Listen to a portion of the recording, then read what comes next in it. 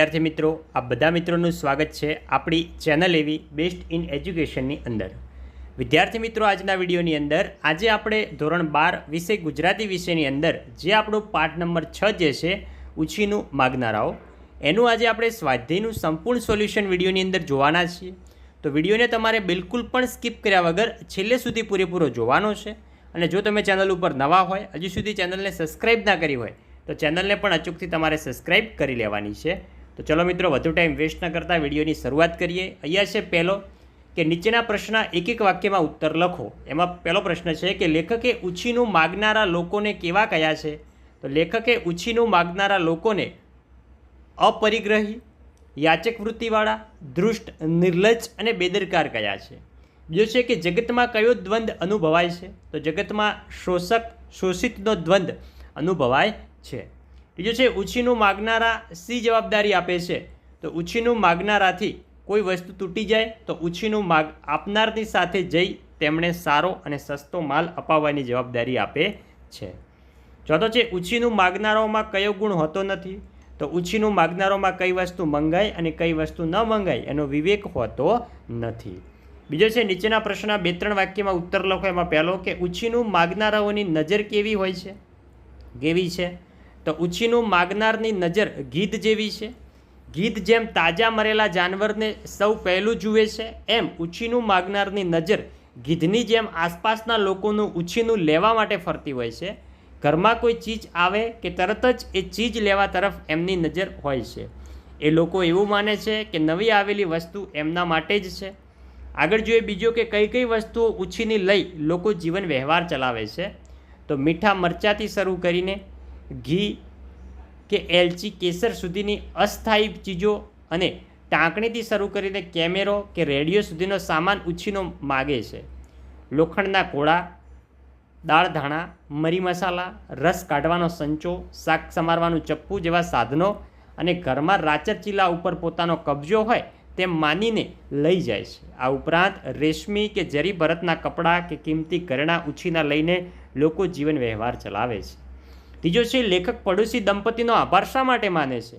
તો ઉછીનું માગનારા ગીધુભાઈ અને મેનાબેનની માંગણી એટલી બધી હોય છે કે લેખકે ઘર માટે નવી વસ્તુ લીધી હોય કે નવો સામાન ખરીદ્યો હોય તો તે જોઈને તરત જ કહે, સારું થયું, અમારે આના વિના ઘણી આપદા પડતી હતી, હવે કાયમનું સુખ થઈ ગયું। લેખકને ત્યાં એક પણ વસ્તુ એવી નહીં આવી હોય જેનો પહેલો ઉપયોગ ગીધુભાઈ અને મેનાબેને ન કર્યો હોય। ઉછીનું માગનાર આ દંપતીને કારણે તેમણે જરૂરિયાત કરતાં બમણા દાળ દાણા, મરી મસાલા, સાધન સામગ્રી અને રાચર ચીલું વસાવ્યા છે। આથી લેખક પડોશી દંપતીનો આભાર માને છે। ચોથો છે ઉછીનું માગનારમાં વિવેક હોતો નથી એવું લેખકને કેમ લાગે છે? અને આ પ્રશ્ન મિત્રો બોર્ડની પરીક્ષામાં અંદર પણ ખાસી વખત પૂછાણો છે। અને જે આપણી બોર્ડની પરીક્ષા છે, પ્રથમ પરીક્ષા, દ્વિતીય પરીક્ષા, એની અંદર જે આપણા પાઠ્યપુસ્તકના સ્વાધ્યાયો છે એ ખૂબ જ મોસ્ટ ઇમ્પોર્ટન્ટ થઈ જાય છે। ત્યારે જવાબ છે કે ઉછીનું માગનારાઓ માંગવું એ તેમને તેમનો હક હોય એમ માનવામાં કોઈ લાજ શરમ રાખતા નથી। ઉછીનું માગનારાઓ એ પણ વિચારતા નથી કે આપનારને એની જરૂર હશે। ઉછીનું આપનારા પાસેથી તેઓ મોંઘામાં મોંઘી વસ્તુ, કપડાં કે ઘરેણાં પણ બે ધડક માંગી શકે છે।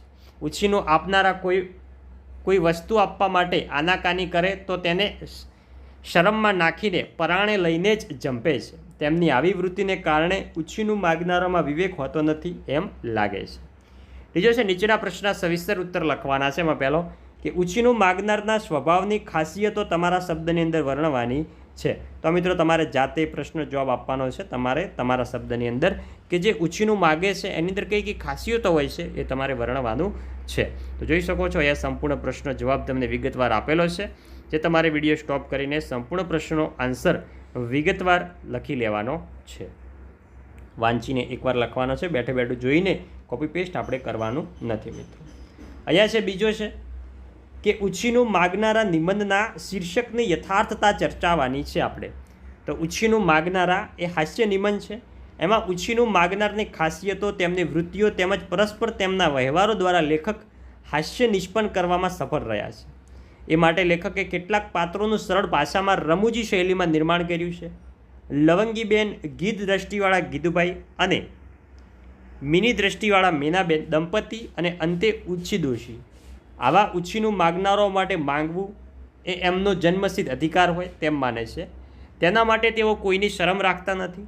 વસ્તુઓ જેવી લીધી હોય તેવી જ હાલતમાં વગર માંગ્યે સમયસર આપવામાં પણ માનતા નથી. લેખકે ઉછીનું માગનારાઓને એકતરફી વ્યવહાર, સ્વાર્થી મનોવૃત્તિને પણ ખુલ્લી પાડી છે. આ નિબંધના અંતમાં ઉછી ડોશીના પ્રસંગમાં તો બહુ રમૂજ ફેલાય છે. ઉછી ડોશીની માંગ અને આકસ્મિક કહો કે ચમત્કાર પણ પહેલાં ભલા ભોળા વૈદ્યના અવસાનનો પ્રસંગ તથા ડોશી માંદા પડ્યા ત્યારે તેમની નજીક કોઈનું ન ફરકવું એ ઘટના વાચકને હાસ્ય સ્વરૂપમાં તરબોળ કરે છે. આ રીતે જોતાં ઉછીનું માગનારા શીર્ષક યથાર્થ કરે છે. તો વિદ્યાર્થી મિત્રો, આ હતું આપણું ધોરણ 12 વિષય ગુજરાતી વિષયની અંદર પાઠ નંબર 6 જે છે ઉછીનું માગનારાઓ, એનું સ્વાધ્યાયનું સોલ્યુશન. તો મિત્રો, વિડીયો સારો લાગ્યો હોય તો વિડીયોને લાઇક કરવાનો છે. ચેનલ ઉપર નવા હોય, ચેનલને હજી સુધી જો તમે સબસ્ક્રાઈબ નથી કરી તો ચેનલને પણ સબસ્ક્રાઈબ કરીને જવાનું છે. મળીશું આવનાર નેક્સ્ટ ઉપયોગી વિડીયો સાથે. ત્યાં સુધી આવજો. ભારત માતા કી જય. જય જય ગરવી ગુજરાત.